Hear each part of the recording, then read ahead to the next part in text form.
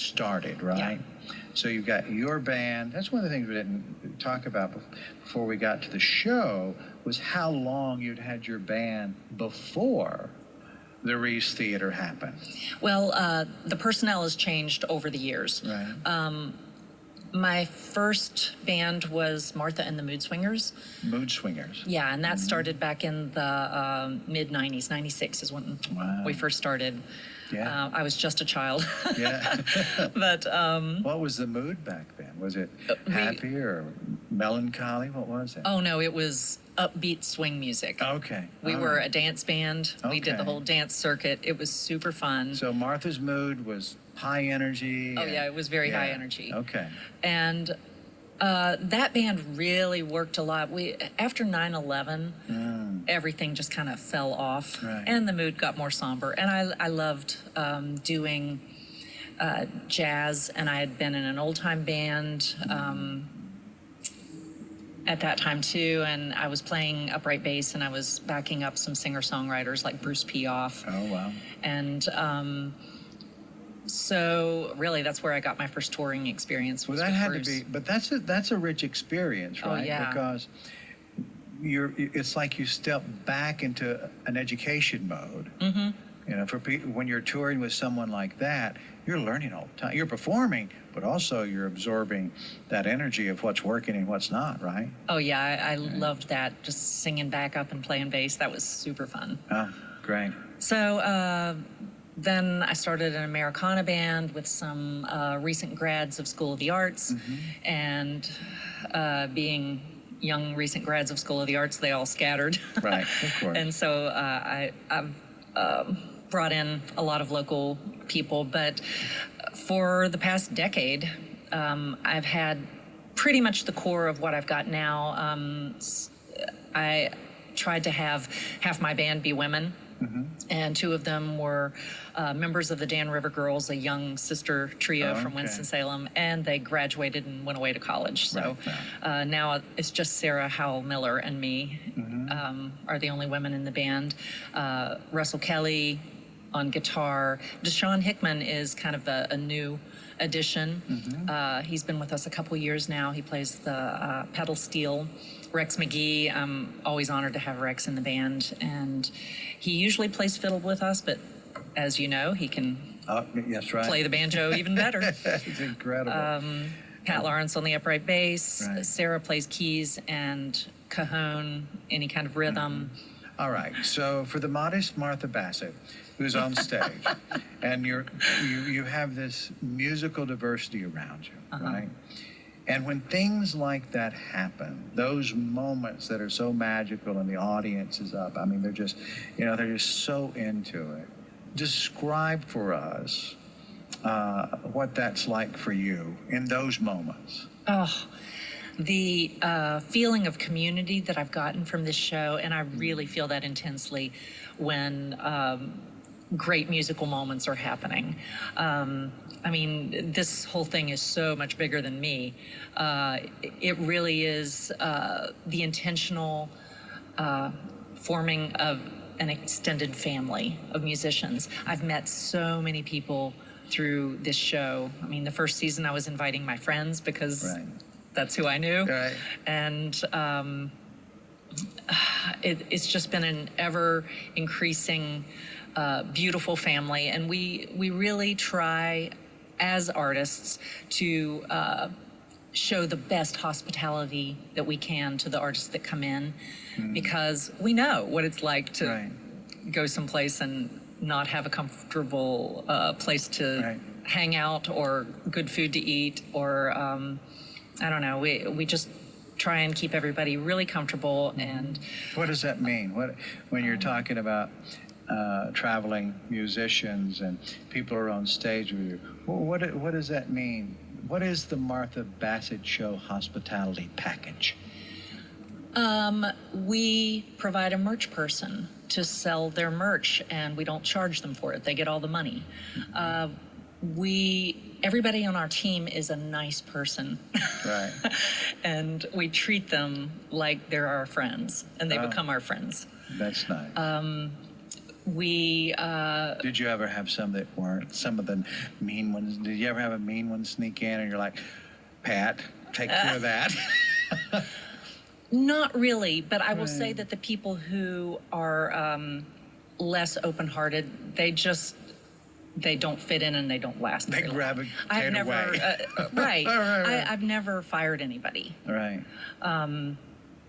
When people aren't happy, they do not want to be around happy people all the time. Yeah, kind of. It's like, It- it's too much.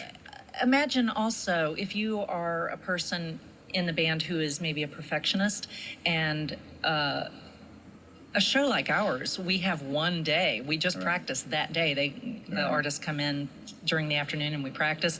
And so it's not about perfection. It's about trying to put this together as quickly as we can, as well as we can, and you just don't know how it's going to turn out. Sometimes it's better, but it's Sure. always different. So you can't come in with a perfectionistic attitude. And It's like a jazz musician who wants everything to be on sheet music. Right, right. And there you've got... Not gonna happen. No. I mean, I think by its very definition, it's not that, right? right. And you have to, my band backs up people that maybe they are not familiar with that genre or not proficient in that genre. So that might be uncomfortable. Right. So all of my people are open-hearted and open-minded about what is going to be required of them, and myself included. I've stepped in and done percussion. I'm not a percussionist, and you know, But you you just were for the moment. I was for the moment, and you do what is required to make the best music you can. Okay, all right. So that's the Martha mantra then. Yeah. The show does go on. Yeah, that's right. So let's make it as good as we possibly can. That used to be really stressful to me in the beginning because I was just worried that I wasn't going to be able to.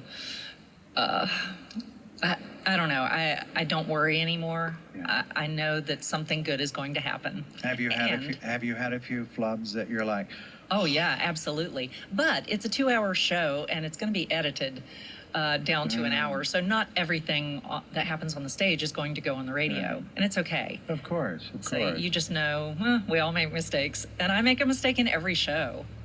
Hit a wrong chord, my voice cracks, something always Right. happens, Well, and it's okay. that's the human side of Martha. It's very human, So that's... not perfect. Now, let's talk about your journey and where you are now, 6 years.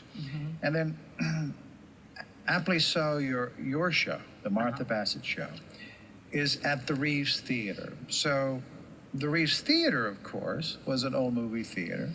When I first saw the Reeves Theater years ago, there was a hole in the roof. You could see Yeah. that. You could see the sky. Raccoons living in it. Right. I didn't see those, but I did see the sky. So wouldn't be far-fetched for, all sorts of critters to be in there.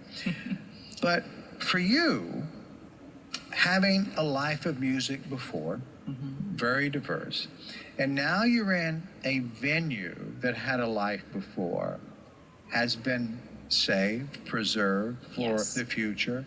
And not only is it a place that's a house that has your show every other week, but it's probably one of the most active little theaters in North Carolina. Oh yes. Of its size, to have 2 or 3 shows a week, that's incredible.